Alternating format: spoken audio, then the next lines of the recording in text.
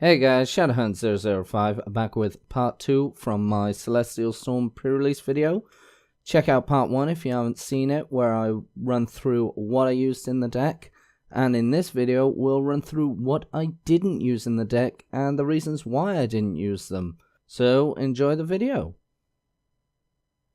So that was my main deck. Now we'll look at the cards which I chose not to use. Again, we'll start with the supporters and we'll go through each one. I'll only do a quick review on each, saying what the effect is, why I chose to leave it out. Starting with Copycat, shuffle your hand into your deck, then draw a card for each card in your opponent's hand. Yes, it's a good card. I did consider putting it in, but pre-release, you generally don't have a lot of cards in your hand, so to speak. Probably more than a normal game, but in the end, I weighed up the pros and cons and weighed up that Copycat was just going to be bulk in a deck that I was trying to streamline. So that's why I didn't choose it. Hiker, yeah. Look at the top 5 cards of either player's deck. Choose one of them. That player shuffles the other cards back into the deck, then put the card you chose on top of that deck. So this is a card I don't really like. Yes, it lets you look at the top 5 cards. If you're doing it for your own, brilliant. You know, you get to see what you're going to pull for the next 5 turns. You get to put one of those at the top, which is obviously going to be the one that helps you the most. If you're going to use it on your opponent, however, yes, again, you'll see what they're going to pull for the next 5 turns. You'll probably put the worst of those cards on top of their deck. But you also got to remember, 5 turns, they've probably got something that's going to shuffle their deck in those 5 turns. Because of that, I don't think it's a very good card. Moving on to the Pokemon, we've already discussed Beldum and Metang, so don't need to discuss them any further. They were actually in the deck. Why didn't I run any more of them? They would have just been bulk, taking up space, and that's the one thing you don't want in a pre-release. One thing about pre-releases, the having 4 of the same cards rule actually is taken out of that. You can have as many cards of one particular name as you want. So if I had, say, 5 or 6 Beldums, I could have put all 5 or 6 Beldums into my deck. Why I would do that, I've no idea, because you're not going to get a lot of the final evolutions. You'd only do that if you got really good pulls on the basics, and I can't think of any circumstance where you would. So going on to the colorless, we got Skitty, Fake Out, Flip a coin. If heads, your opponent is paralyzed. I've already said I don't like flip effects. The chance that you're not going to do it, and for only 10 damage, I would rather use something that, does the damage, yeah, it requires 1 more energy, but you're paralyzed. Or, as I said, use the Swalot. At a choice of Swalot or Skitty, I go with the Swalot. Your opponent's straight up asleep. Okay, so they go flip to see if they wake up. That could take a couple of turns. Paralyzed. They're unparalyzed next turn. I'd rather go with Gulpin. Wishma. The art looks nice. Running away from that Beware. Attacks. I must admit, I didn't actually look into these. But looking at them now, you can use this attack only if you go second. And only on your first turn. Your opponent can't play any trainer cards from their hand during the next turn. Second part of that is great. Your opponent can't play any trainer cards from your hand during their next turn. Brilliant. The first part, you can only use this attack if you go second and only on the first turn. As I said, there's only one of this. The chances, yes, it's only a 40 card deck. The chances of me pulling this on the first turn, putting it down, making sure I've got an energy attached to it, you can already see. The weighing up the pros and cons, this is more of a con, it's a waste. Vigoroth, I don't have a Slackoth, so it was out straight away. Although, I still like that artwork. It's pretty nice. The most interesting colorless type that I've seen, Kecleon. Why? That unit color 2. As long as this Pokemon has a unit energy, lightning, psychic, steel attached to it, it is lightning, psychic, and steel type. So that means that if you manage to get a slash on a Pokemon which has a weakness of lightning, psychic, or steel, it's going to do double damage. Brilliant. Do you get unit energy in this? No. So that's why it wasn't included. The artwork is quite interesting, cartoony, but at the end of the day, not something I wanted for pre-release. So you're probably wondering, I was running a Lightning Steel deck, why wasn't Voltorb included? If this Pokemon has an energy attached to it, it has no retreat cost and Thundershock, which does paralyze, but again, it's a flip effect. You need a heads to paralyze. As for the floating electron, yes, it gets free retreat when it's got an energy attached to it, but you got to make sure that you can get that energy attached. Yes, I have got cards that do that, but in the end of the day, I think this Voltorb was just going to be bulk, wasn't going to be used a lot. I wanted to get the Metagross or the Lantern out, not anything else. Next we have Sneasel, the Dark type. Fury Swipes, flip 3 coins, the attack does 10 damage for each heads. Or Beat Up, flip a coin for each Pokemon you have in play, this attack does 30 damage for each heads. In the deck I was running, I would only be able to use Fury Swipes, doesn't do much. If I was running a Dark deck, that Beat Up would be good. Why do I not like this Sneasel? Again, down to the flip cost. Pupitar, pretty simple. I didn't have a Larvitar, I can't use Pupitar. Although, it is a pretty nice card, pretty nice artwork. And that Dust Devil attack is actually pretty good from the look of it. This attack does 20 damage to each non-fighting Pokemon, both yours and your opponent's. Well, you'd be running this in the fighting deck, so you're basically doing 20 damage to each of your opponent's Pokemon that is not a fighting type. Brilliant. I think that's pretty good for splash damage. Mudkip, I gotta say, that's probably the cutest Mudkip card I have seen for a while. Unless you got the Marsh Stomp, I don't think this is a good card. Does pretty basic attack. I had 2 of them, but nothing better, so that's why I didn't use them. Regice. Now, this Pokemon, I think, is actually pretty good with the Icy Barrier. As long as this Pokemon is your active Pokemon, your opponent can't play any stadium cards from their hand. Now, in future sets, I can see this becoming useful against both grass and lightning decks with those Prism Star stadium cards. If you can get this on before your opponent gets those stadiums down, they won't be able to play those stadiums, and those stadiums are going to be a pain in the backside because you cannot take them out with trainer cards.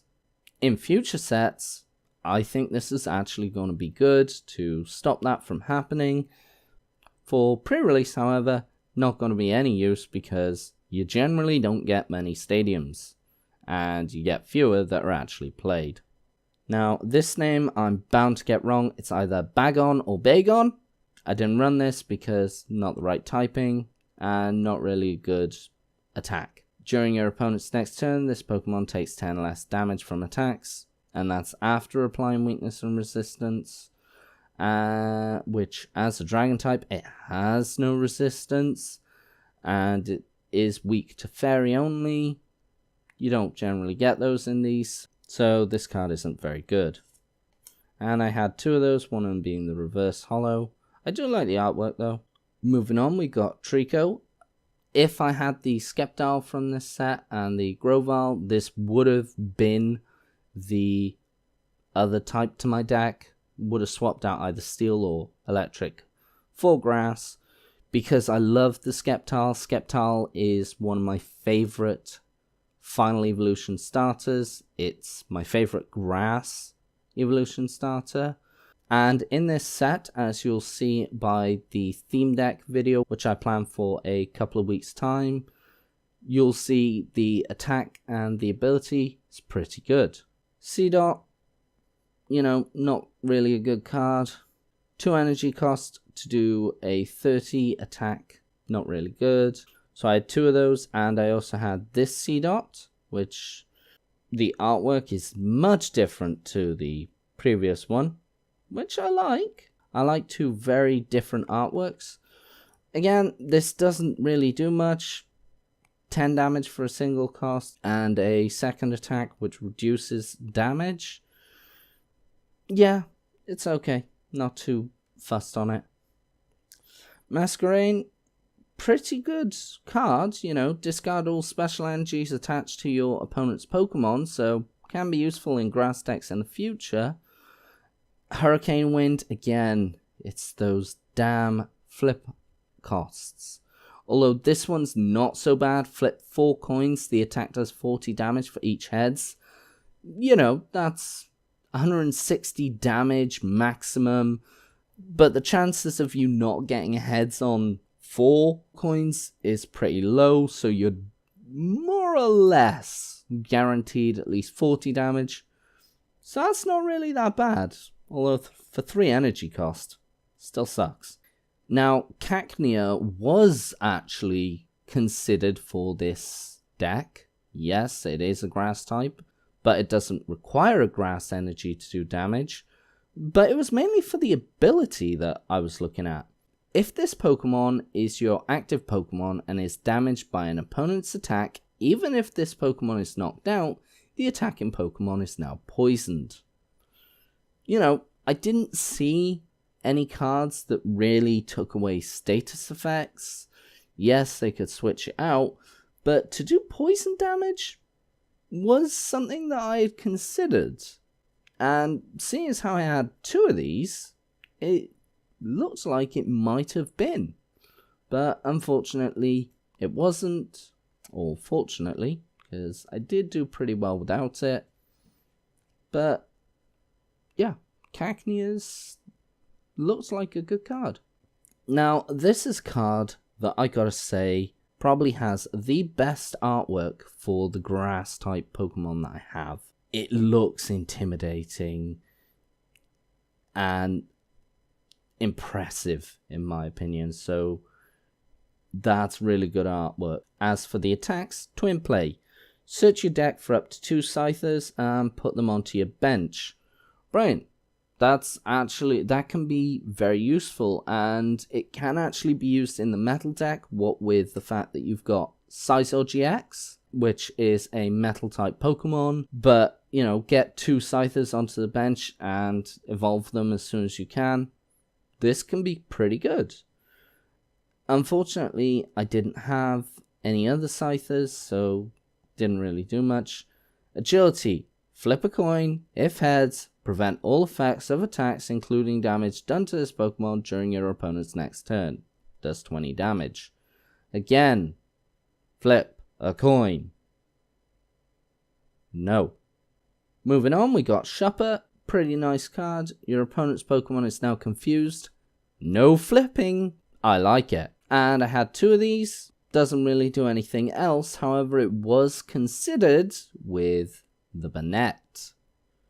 Mainly for that ability. So the ability, Red Eyes. When you play this Pokemon from your hand to evolve one of your Pokemon during your turn, you may put a basic Pokemon from your opponent's discard pile onto their bench. Yeah, I like that.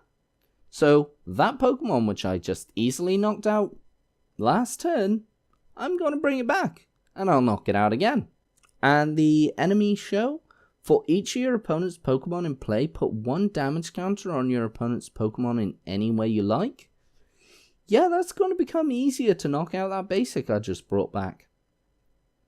Why didn't I use it? There were better cards, as I said, But I still think this would have been good, and especially if I managed to get the Banette GX as well, which was the only the only game that I lost was against a player who had the Mr. Mime and the Banette GX. I didn't get any GXs that I could use, so because of that, I'm not going to be much good against someone who is using GXs.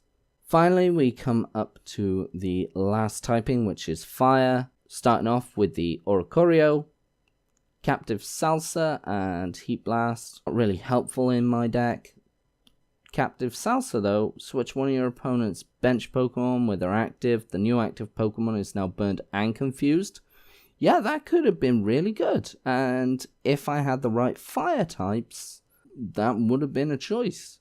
Especially with the next one, Macago, Smooth Over. Certainly I can see these cards being used in a fire deck in the future. Once during your turn, you may search your deck for a card.